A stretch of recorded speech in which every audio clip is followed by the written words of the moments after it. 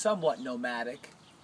He didn't live in one place for long, but well, you do associate Abraham with Beersheba. And this Abraham settled here for a while, dug a well here. We're going to go look at the well of Abraham.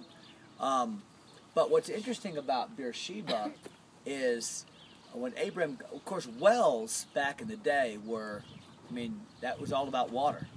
You know, that water is your life source. And so wells would be places of great contention, great strategic significance. And so when the well of Beersheba was dug by Abraham, some of the servants of Abimelech from Philistia, just located just a few miles to the west of here in a place called Gerar, came here and argued with Abraham and his servants over the well, and finally they had to make an agreement. And that covenant is what the word Beersheba means.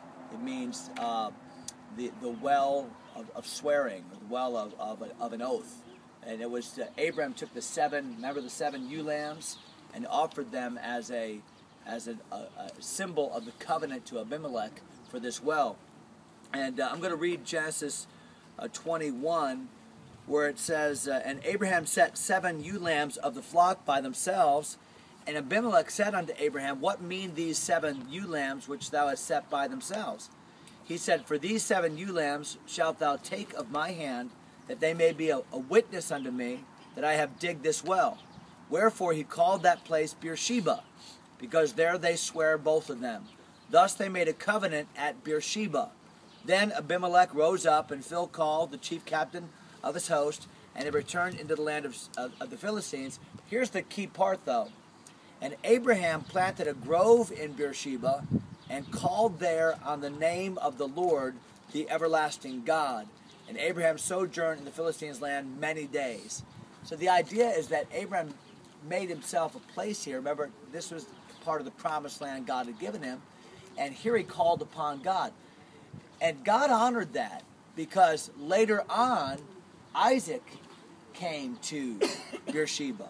He dwelt in Gerar for a while, got in trouble there.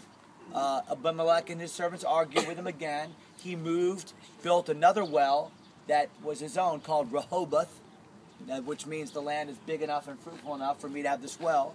But then eventually came back to Beersheba.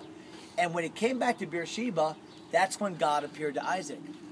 And God said, Isaac, I'm the God of your father, and I'm your God now. And he kind of affirmed that covenant that he'd given to Abraham. Here's the interesting thing.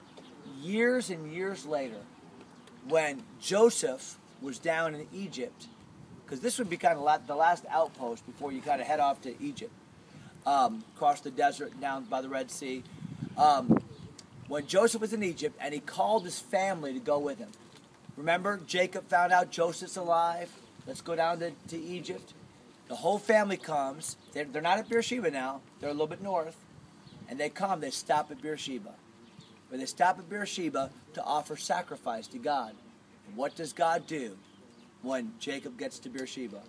God speaks to him, says, I am the God of Abraham. I am the God of Isaac. I'm your God. So Beersheba is a special place.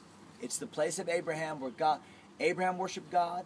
God confirmed that in Isaac. God confirmed that in Jacob. And listen, we're the children of Abraham.